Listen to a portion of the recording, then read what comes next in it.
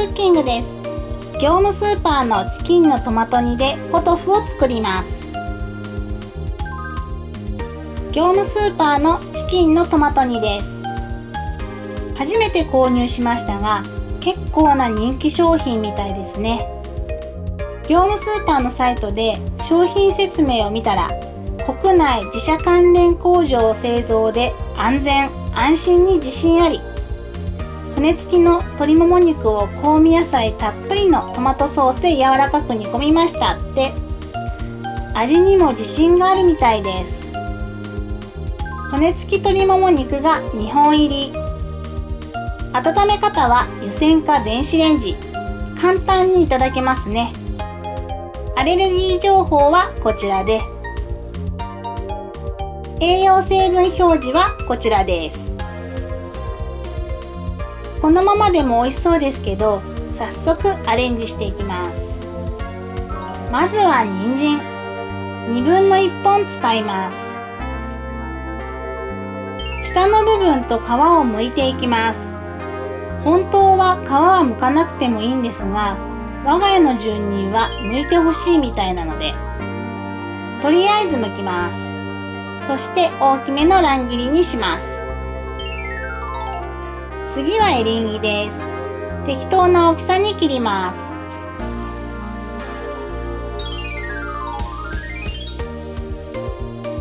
そして最後にじゃがいもです。皮を剥いていきます。これは男爵ですが、メークインとかの方が煮崩れしにくいかもしれませんね。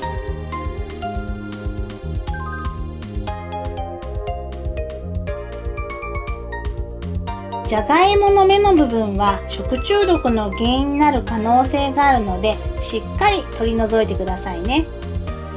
皮を剥いたじゃがいもを適当な大きさに切ります。あまり小さすぎると煮崩れるかもしれないので、ある程度の大きさにした方がいいと思います。炊飯器の釜に材料を入れます。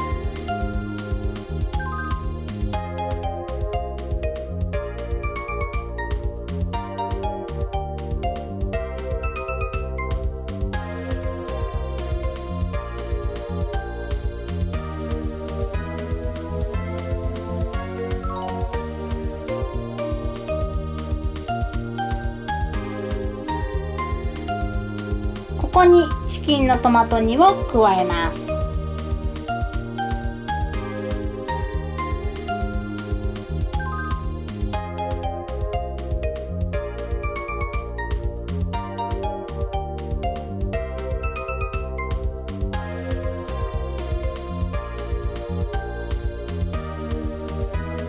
ソースももったいないですからね。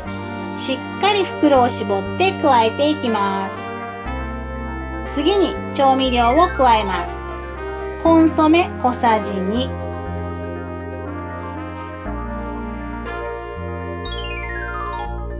トマトケチャップ大さじ3、水 600cc、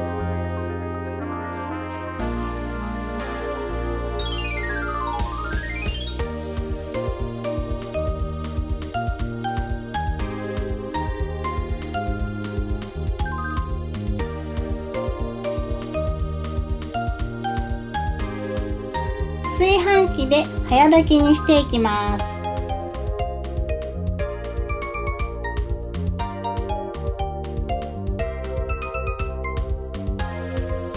出来上がりです。